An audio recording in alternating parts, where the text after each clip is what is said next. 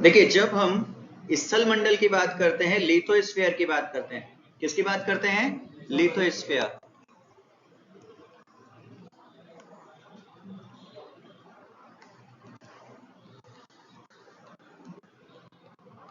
स्थल मंडल बना कैसे है? तो स्थल मंडल कैसे बना है? जो लावा था, पृथ्वी पर जो लावा था वो लावा जम गया और उसके जमने से किसका निर्माण हुआ? स्थल मंडल का, लिथोस्फीयर बन गया है।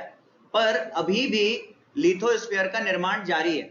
ऐसा नहीं है कि ये वही लिथोस्फीयर है जो आज से लाखों साल पहले बना था। आज भी हमारा स्थल मंडल बदल रहा है। एक्चुअली आपको एक चीज समझ में आ गई थी कि भूपर्पटी जो है एक सिंगल यूनिट नहीं है, बहुत सारी प्लेटें हैं। 7 तो मेजर और 20 माइनर प्लेटें हैं।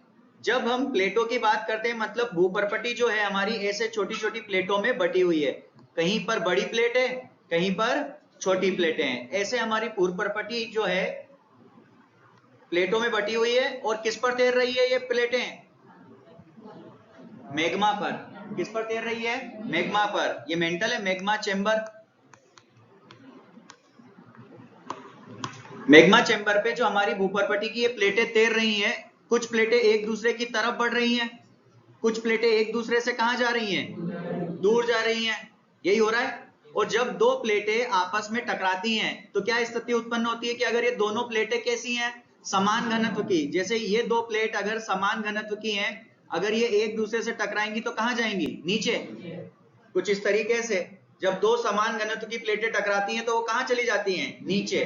और भारी होती हैं तो, और अगर दोनों प्लेटें हल्की हैं तो कहां जाती हैं? ऊपर। हल्की होती है तो ऊपर जाती है। और एक भारी है और एक हल्की है तो कहां जाएगी? एक नीचे। भारी नीचे जाएगी और हल्की कहां उठेगी? ऊपर। ये संभावना होती है जब दो प्लेटें टकराती हैं। इन तीन संभावनाओं के साथ आप प्लेटों के टकराव को देख सकते हैं। तो जब ऐसी संभावना होती है कि भाई जो एक प्लेट है दूसरी प्लेट के नीचे चली जाती है और एक प्लेट कहां चली जाती है? ऊपर। तो आप ये देखते हैं कि जब ये प्लेट यहां पर पहुंचेगी ना तो ये पिघल जाएगी। ये प्लेट क्या करेगी? पिघल जाएगी, जिससे मैग्मा का स्तर बढ़ जाता है। मैग्मा जो है नीचे, जब एक प्लेट नीचे जाती है ज्यादा तो वो पिघल जाती है, उससे मैग्मा का स्तर क्या हो जाता है? बढ़ जाता है। अब जब मैग्मा ज्यादा हो जाएगा, मैग्मा क्या हो जाएगा? ज्यादा, तो वो कहीं से निकलने का प्रयास करेगा, करेगा ना। तो वो क्या करता है? कमजोर चट्टानों को तोड़ के, जो अतिरिक्त मैग्मा है कमजोर चट्टानों को तोड़ के कहां आ जाता है? जमीन पर। जिसे हम कह देते हैं क्या? वोल्केनो, ज्वालामुखी। क्या कहते हैं? ज्वालामुखी। अंदर से दबाव लगाता है मैग्मा, किस पर? सतह पर। तो वो सतह उठती है और एक पॉइंट पे टूट जाती है और क्या बाहर निकल आता है? लावा। तो ज्वालामुखी बेसिकली एक मुख या द्वार होता है।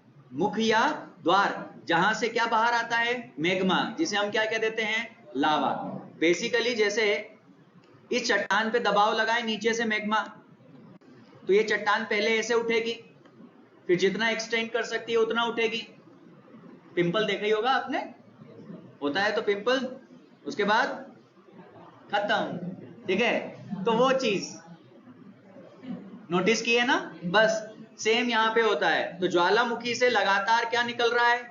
लावा, और नई जमीन का निर्माण कर रहा है। यही ज्वालामुखी नई जमीन के निर्माण के लिए क्या है? उत्तरदायी। इसीलिए पहले स्थल मंडल को, मतलब महाद्वीपों को डिस्कस करने से पहले हम ज्वालामुखी पे वर्क करें। तो ज्वालामुखी की परिभाषा याद रहेगी, एक मुख या द्वार होता है जहां से क्या बाहर निकलता है? मैग्मा, जिसे हम क्या कह देते हैं फिर? लावा। जब ये मैग्मा जमीन पर आ जाता है तो क्या कहलाता है? लावा। लावा में और मैग्मा में यही डिफरेंस होता है। ओके। फिर जब कभी आप ये देखें कि किसी चट्टान को तोड़कर मैग्मा बाहर आने की कोशिश कर रहा है, पर वो चट्टान अगर खिंचाव महसूस करे, वो आसानी से ना टूटे, तो मैग्मा अपनी पूरी ताकत लगा देता है। तो आप ये देखेंगे कभी कभी ये पूरा का पूरा पहाड़ टूट जाता है। ये पहाड़ क्या कर जाता है?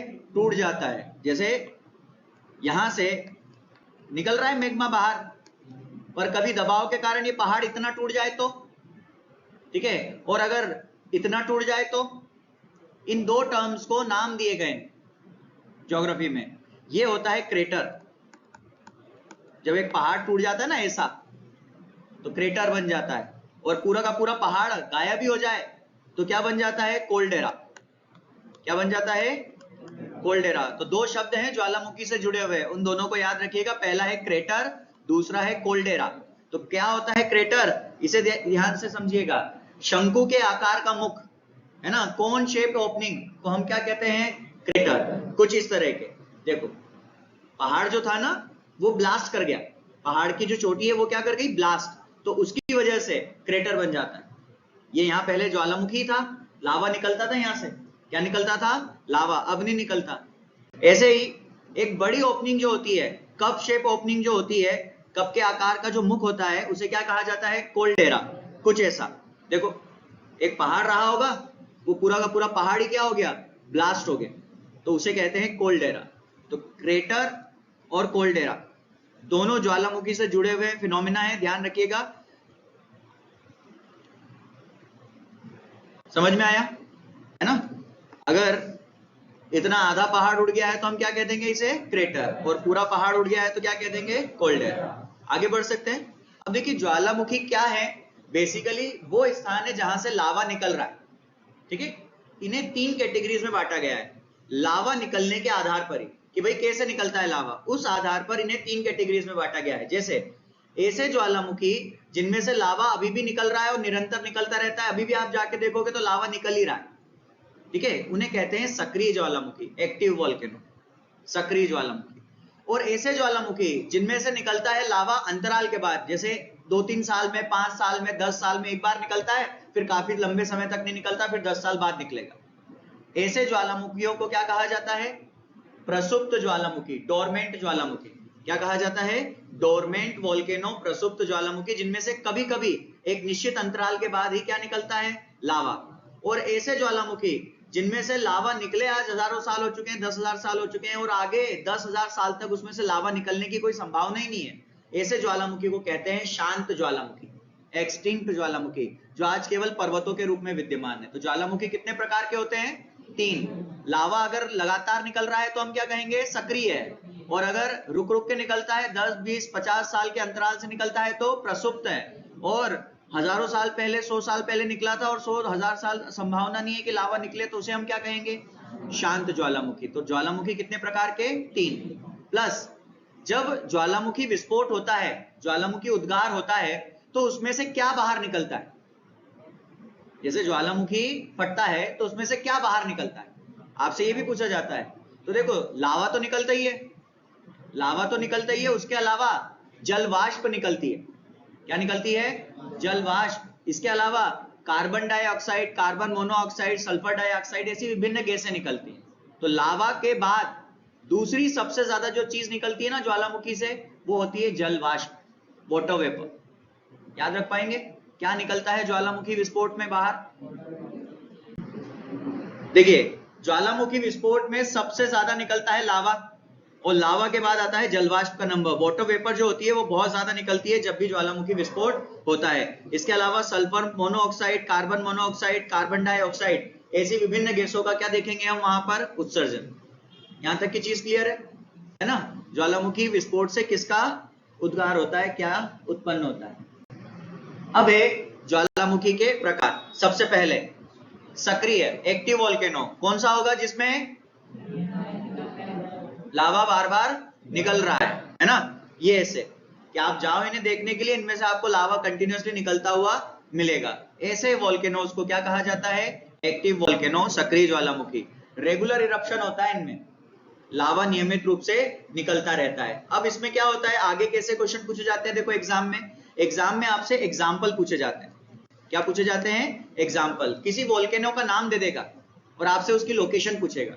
जैसे वो आपसे पूछ ले फ्यूजियामा ज्वालामुखी कहां स्थित है, फ्यूजियामा ज्वालामुखी कहां स्थित है, आपसे पूछ लिया जाए तो कहां स्थित है? लोकेशन बतानी पड़ेगी, देश का नाम बताना पड़ेगा। तो फ्यूजियामा कहां है? जापान में, आपको याद रखना पड़ेगा। फिर वो आपसे पूछ ले मेयन ज्वालामुखी कहां है, मेयन ज्वालामुखी कहां है, एटना ज्वालामुखी कहां है, स्ट्रॉम वैली ज्वालामुखी कहां है, लोकेशन पूछेगा।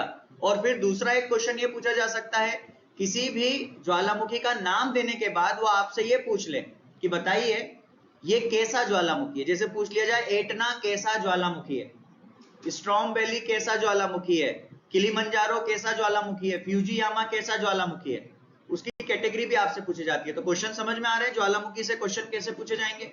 तो सबसे पहले सक्रिय ज्वालामुखी की परिभाषा तो आपसे कभी नहीं पूछी गई, पर हाँ उदाहरण जरूर पूछे गए।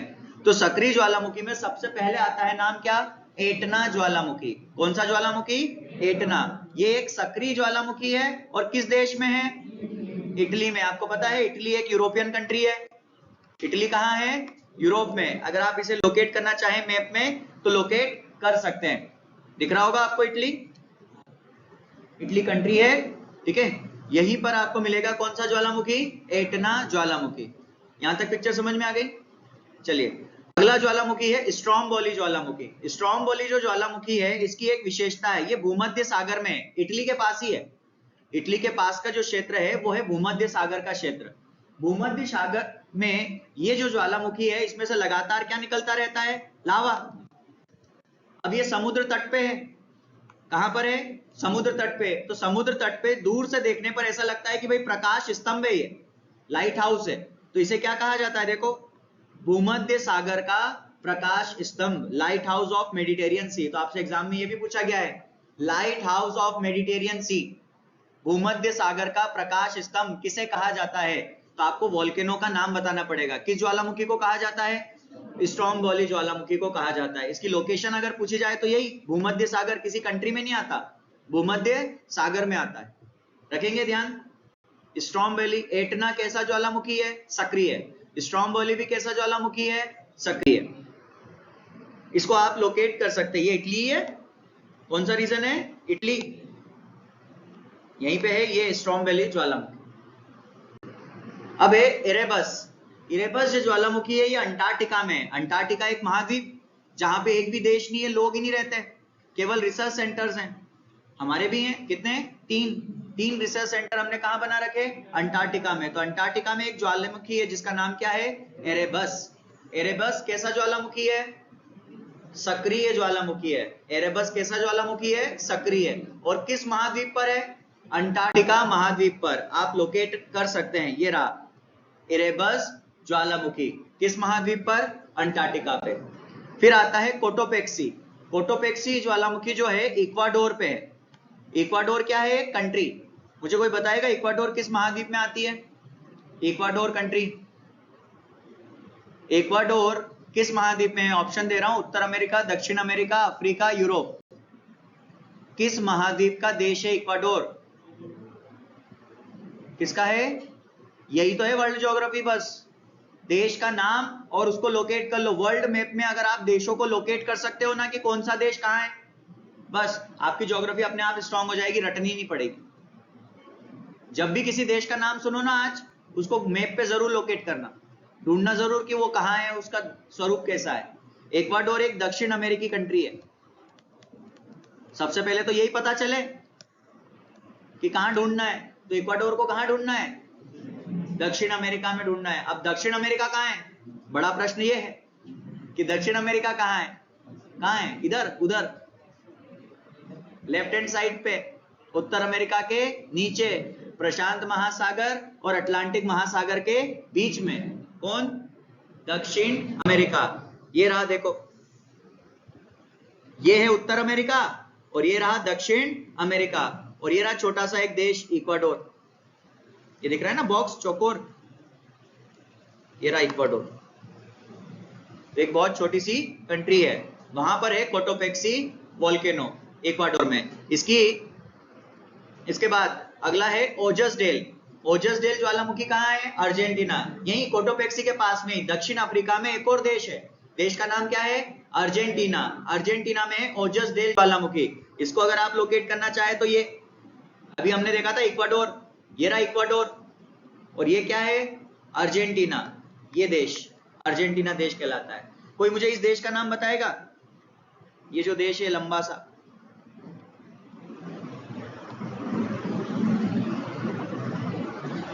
इस देश का नाम बताओ चलो। ये कौन सा देश है दक्षिण अमेरिका में, ये है ब्राजील। कौन सा देश है ये, ब्राजील। और ये दिख रहा है ना ये मिर्ची जैसा इतना लंबा, इसे चिली कहते हैं। चिली, इसीलिए नाम भी उसका यही है, चिली। मिर्ची जैसा है ना, तो चिली। तो दक्षिण अमेरिका में यही बड़े देश है, ब्राजील है, अर्जेंटीना है, चिली है। ओके, ये है विश्व का सबसे ऊंचा ज्वालामुखी, जो ओजस डेल है ना, जो अर्जेंटीना में है, दक्षिण अमेरिका में है, ये विश्व का सबसे ऊंचा ज्वालामुखी है, हाईएस्ट वोल्केनो है वर्ल्ड का। फिर है मोना लोआ। मोना लोआ ज्वालामुखी है यूएसए में। कहां पर? यूएसए, उत्तर अमेरिका में। अब दक्षिण अमेरिका में नहीं, अब हम कहां चले गए? उत्तर अमेरिका में। ये दुनिया का सबसे बड़ा ज्वालामुखी है। देखो, एक होता है बड़ा और एक होता है ऊंचा, हाइट। तो हाइट ज्यादा किसकी है? ओजस डेल की। ओजस डेल की हाइट ज्यादा है, और आकार किसका ज्यादा बड़ा है? मोना लोआ का। तो मोना लोआ दुनिया का सबसे बड़ा ज्वालामुखी है, जो कहां है? अमेरिका में। याद रख पाएंगे? दो ज्वालामुखी, एक ऊंचा और एक बड़ा। इसके अलावा बाकी के जो नाम आए, इरेबस, कोटोपेक्सी, एटना, स्ट्रॉम्बेली, ये सब कैसे ज्वालामुखी हैं? सक्रिय ज्वालामुखी है, एक्टिव वोल्केनो है। यहां तक कोई कंफ्यूजन? अगली कैटेगरी पे बढ़े। अगर आप इसे लोकेट करना चाहें तो मोना लोआ ज्वालामुखी यहां पर मिलेगा। आपको पता है यहां पर अमेरिका के कंट्रोल में बहुत सारे द्वीप हैं, जिन्हें हवाई कहा जाता है। क्या कहा जाता है? हवाई द्वीप। तो हवाई द्वीप पर ही स्थित है कौन सा ज्वालामुखी? मोना लोआ ज्वालामुखी। जैसे भारत के द्वीप हैं ये अंडमान निकोबार है ना, ये अंडमान निकोबार, यहां पर भी एक ज्वालामुखी है, वो भी एक्टिव है। नाम पता किसी को? भारत का एकमात्र सक्रिय ज्वालामुखी द्वीप है, वो भी अंडमान निकोबार द्वीप समूह में, बेरन द्वीप। कौन सा द्वीप है? बेरन द्वीप। बेरन द्वीप पे भारत का सक्रिय ज्वालामुखी मिलेगा आपको, आप जाकर देख सकते हैं। भारत, ये कौन सा महाद्वीप है? उत्तर अमेरिका। ये कौन सा महाद्वीप? दक्षिण अमेरिका। ये कौन सा महाद्वीप? अफ्रीका। ये यूरोप है, और ये एशिया है, और ये ऑस्ट्रेलिया, और ये यहां पर अंटार्कटिका दक्षिण में। इनको लोकेट करना सीखिए, क्योंकि किसी भी नाम के साथ उसकी लोकेशन जोड़ना ही ज्योग्राफी है। कुछ भी सुनो, ज्योग्राफी से रिलेट करो। शहर का नाम सुनो, शहर को जरूर देखा करो मैप में। आज जैसे आप भारत के किसी शहर का नाम सुनो, उसे मैप में जरूर देखा करो कि वो कहां पर है। यहां पर होने चाहिए सारे नक्शे, भारत का नक्शा, मध्य प्रदेश का नक्शा, ठीक है, विश्व का नक्शा। यहाँ पे जैसे ही नाम लिया जाए तुरंत उस नक्शे में उस जगह पर पहुंच जाओ। जैसे यूक्रेन नाम ले रहा हूं, तो यूक्रेन आपको दिखना चाहिए कहां है। अगर वर्ल्ड मैप में यूक्रेन आपको दिख रहा है तो आपकी ज्योग्राफी स्ट्रांग है और अपने आप हो भी जाएगी। और अगर आपको यूक्रेन ही नहीं दिख रहा है तो आपको दिक्कत है। कितना नाम सुना था यूक्रेन का, भी युद्ध हुआ था ना रशिया और यूक्रेन के बीच में, तो रशिया दिख रहा है क्या आपको? दिख रहा है? कहां है रशिया? ये हिस्सा रशिया का है, ये रशिया, ये पूरा हिस्सा रशिया है, ये यहीं पे है यूक्रेन। बस इतना मोटा मोटा अंदाजा लग जाए कि कहां पे जाना है, बस खत्म। इक्वाडोर, इक्वाडोर कहां है? दक्षिण अमेरिका में, यहां पे इक्वाडोर है। याद आया? अभी आया था नाम, अर्जेंटीना, ब्राजील, तो लोकेट कीजिएगा। हाँ, चिली, वही याद रहा बस। अगला है डोरमेंट ज्वालामुखी, डोरमेंट वोल्केनो, प्रसुप्त ज्वालामुखी। इनमें क्या होता है? इरप्शन तो होता है पर रेगुलर इंटरवल से होता है। जैसे आज से 10 साल पहले हुआ था, अब 10 साल बाद होगा। फिर 50 साल पहले हुआ था, 50 साल बाद होगा। तो नियमित अंतराल से जब लावा निकलता रहता है किसी ज्वालामुखी से, कंटिन्यूसली नहीं निकल रहा है, अब शांत है वो, 10 साल बाद ही आपको उसमें लावा देखने को मिलेगा। ऐसे ज्वालामुखी को हम प्रसुप्त ज्वालामुखी कहेंगे। ठीक है, सबसे पहले है विसुवियस।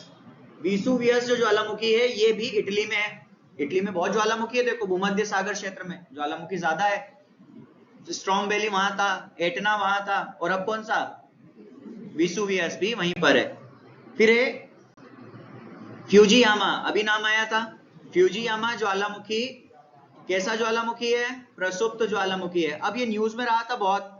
देखो, बहुत समय पहले यहां पर एक न्यूक्लियर रिएक्टर बना लिया गया जापान द्वारा, ठीक है। अब जब न्यूक्लियर रिएक्टर बना लिया गया और ज्योग्राफर्स ने क्या बताया कि भाई फ्यूजियामा जो है ये तो एक प्रसुप्त ज्वालामुखी है, मतलब इसमें हो सकता है 100 साल 150 साल बाद क्या हो जाए, विस्फोट, और आपने इसके पास में क्या बना लिया, न्यूक्लियर रिएक्टर, तो हो सकता है ना हिरोशिमा नागासाकी जैसी घटना रिपीट हो जाए।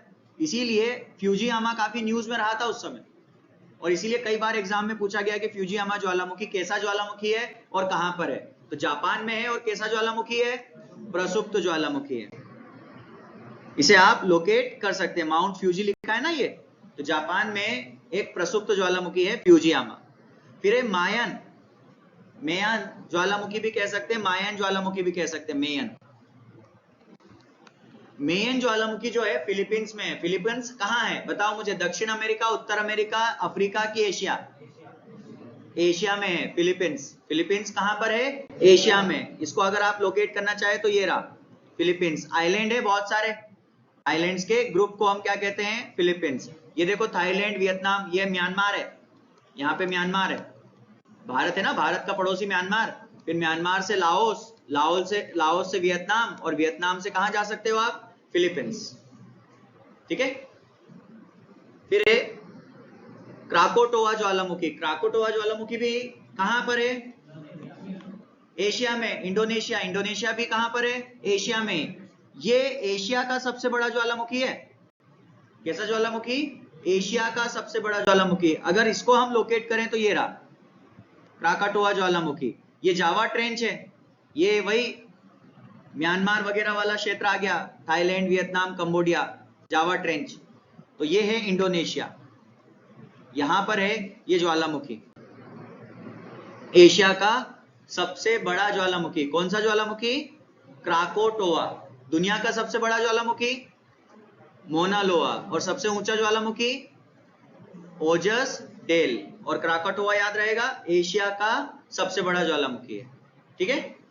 अब आते हैं तीसरी कैटेगरी, एक्सटिंक्ट ज्वालामुखी, विलुप्त ज्वालामुखी। मतलब जिनमें ज्वालामुखियों में से, जिन ज्वालामुखियों में से लावा निकलने की कोई संभावना ही नहीं है, लावा निकलेगा ही नहीं, ऐसी संभावना बताई गई है, वो ज्वालामुखी है कौन से, विलुप्त, extinct. No possibility of eruption, विस्फोट की कोई संभावना नहीं है। जैसे किलिमंजारो, किलिमंजारो है उत्तर अफ्रीका में, तंजानिया एक कंट्री है, वहां पर है किलिमंजारो पर्वत, एक विलुप्त ज्वालामुखी है। ऐसे ही इसे आप लोकेट करना चाहे तो ये रहा किलिमंजारो पर्वत, किलिमंजारो पर्वत एक विलुप्त ज्वालामुखी है। ऐसे ही पोपा, पोपा भी एक कैसा ज्वालामुखी है, विलुप्त ज्वालामुखी। कहां पर, म्यांमार, म्यांमार में पोपा ज्वालामुखी। ये भारत है, भारत के पड़ोस में ही काफी सारे ज्वालामुखी।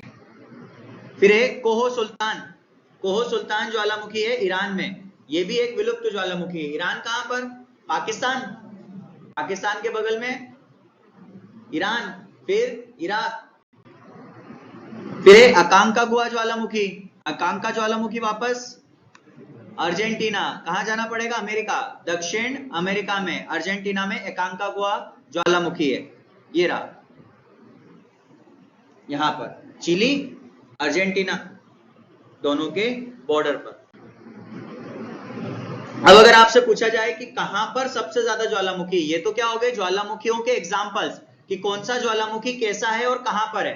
अब आपसे अगर पूछा जाए कि सबसे ज्यादा ज्वालामुखी कहां मिलते हैं पृथ्वी पे, तो सबसे ज्यादा ज्वालामुखी कहां मिलते हैं, उत्तरी प्रशांत महासागर क्षेत्र में मिलते हैं। आपको पता है इसमें ज्वालामुखियों की संख्या बहुत ज्यादा है, जहां भी देखो ज्वालामुखी ज्वालामुखी है, ऐसी एक पूरी बेल्ट बन जाती है ज्वालामुखियों की।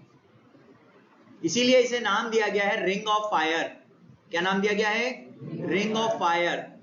यहां पर सबसे ज्यादा ज्वालामुखी हैं, रिंग ऑफ फायर। इसे मैप में अगर आप देखना चाहें तो इसे देख सकते हैं। ये देखिए ऑस्ट्रेलिया है, ऑस्ट्रेलिया के इस तट से ज्वालामुखी बहुत ज्यादा।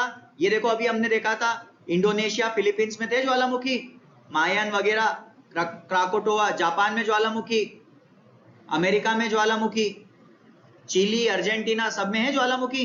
ये सारे ज्वालामुखी यहीं से कवर हो गए। इसे कहा जाता है रिंग ऑफ फायर।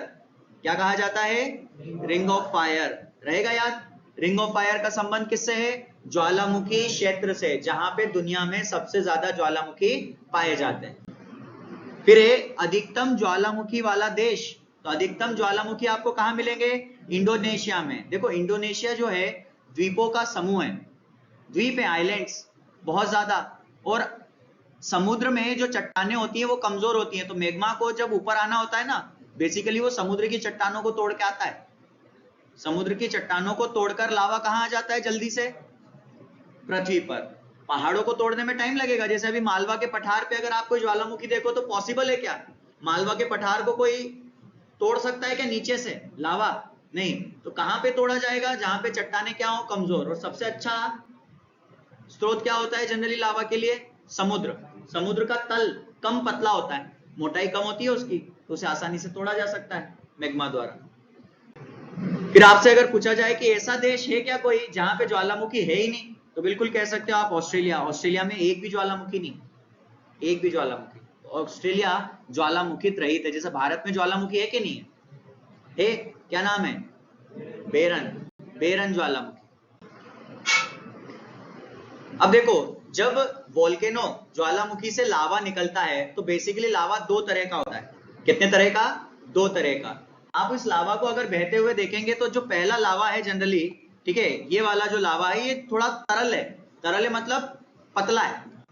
कैसा है? पतला। ये तेजी से बहेगा। कैसे बहेगा? तेजी से। और ये वाला जो लावा है ये कैसा है? गाढ़ा है, बहुत गाढ़ा है गाढ़ा। तो ये कैसे बहेगा? धीरे धीरे। तो लावा को दो श्रेणियों में बांटा गया है। लावे दो प्रकार के होते हैं। पहला लावा होता है एसिडिक लावा। कैसा लावा? Acidic lava. एसिडिक लावा है मतलब इसमें देखो 60 से 80% तो क्या है? सिलिका। और भार कैसा है इसका? हल्का। और कैसा है ये? अत्यंत गाढ़ा, बहुत गाढ़ा है। धीरे धीरे आगे बढ़ेगा। कैसे आगे बढ़ेगा? धीरे धीरे, स्लो होता है। फिर दूसरा जो लावा होता है वो होता है बेसिक लावा। कैसा लावा? बेसिक लावा। इसमें अगर आप देखोगे तो सिलिका का प्रतिशत कम हो जाता है, भार अधिक होता है, और क्या होता है ये? कम गाढ़ा होता है, पतला होता है। बेसिकली क्या होता है? पतला। और ये तेजी से आगे बढ़ता है। तो लावा जो निकलता है वो भी दो तरह का, बेसिक लावा या एसिडिक लावा। दोनों को ध्यान रखिएगा, किसमें सिलिके का प्रतिशत क्या है वो आपसे पूछा जाता है।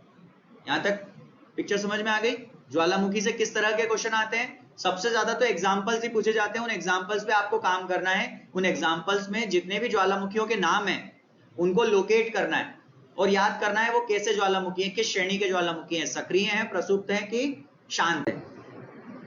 अब देखो ज्वालामुखी जब नीचे से ऊपर बढ़ रहा होता है तो ऐसा नहीं है कि एकदम आ जाता है, धीरे धीरे बढ़ता है। कैसे बढ़ता है? धीरे धीरे। तो जब लावा जमीन पर आ जाता है तो विभिन्न स्थलाकृतियों का निर्माण करता है, ठीक है।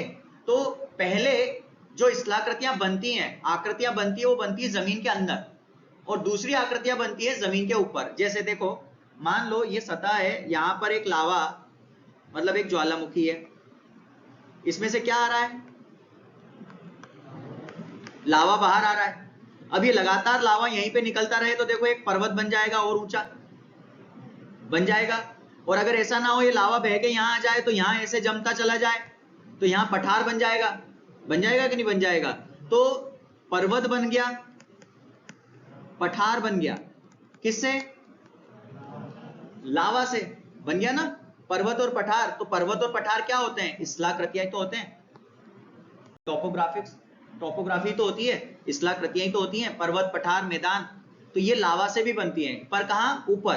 पर जब लावा अंदर ही कुछ इमेज बना दे, कुछ आकृतियां बना दे, उनको भी नाम दिए गए।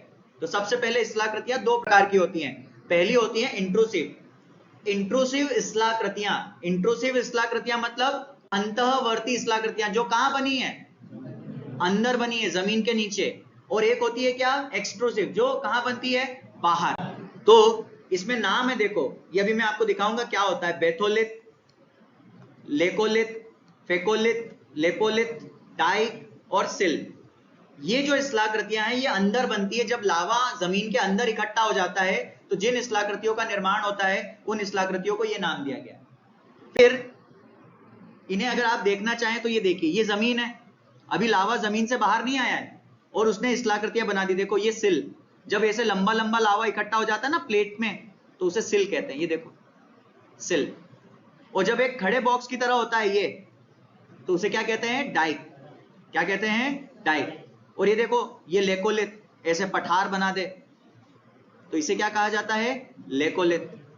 फिर यहां पे देखिएगा जब बहुत ज्यादा लावा इकट्ठा हो जाता है, ये पूरा लावा इकट्ठा हो गया ना, ये इसे कहा जाता है बेथोलिथ। तो बेथोलिथ, डाइक, लेकोलिथ, सिल, ये सब स्थलाकृतियां हैं जो लावा के जमीन के अंदर इकट्ठा होने से बनी है। फिर होती है बाह्य स्थलाकृतियां, एक्सट्रूसिव, बहिर्वर्ती, पर्वत, पठार, मैदान। इनको हम पढ़ेंगे हमारी नेक्स्ट क्लासेस में आगे, पर पहले हम वर्क करेंगे किस पर? चट्टानों पर। पहले चट्टानों को समझेंगे और उसके बाद इन स्थलाकृतियों पर वर्क करेंगे आगे की क्लासेस में। तो यहां तक